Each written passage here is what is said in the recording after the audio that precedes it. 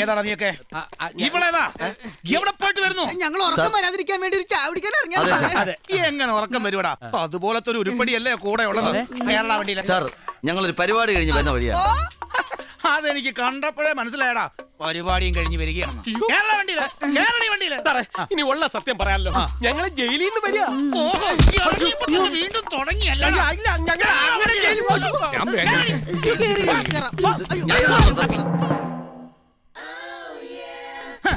ഒരു സുന്ദരിയായ പെൺകുട്ടിയെ മുന്നിൽ കൊണ്ട് നിർത്തി അതാണാണെന്ന് പറഞ്ഞാൽ അത് വിശ്വസിക്കാൻ മാത്രം മോഴയാണ് ഈ എസ് ഐ മന്മഥരാജൻ. നിങ്ങൾ വിചാരിച്ചോളാം.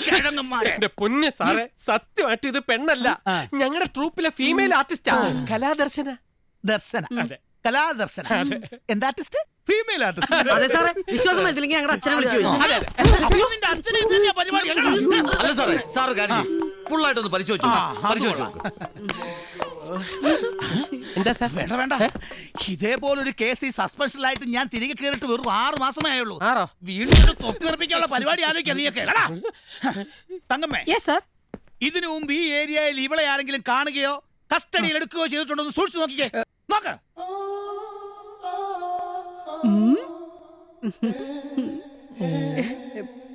മുമ്പൊരിക്കലേ CA സാർ ഇവളെ പൊക്കിയിട്ടുണ്ടോന്നൊരു സംശയം.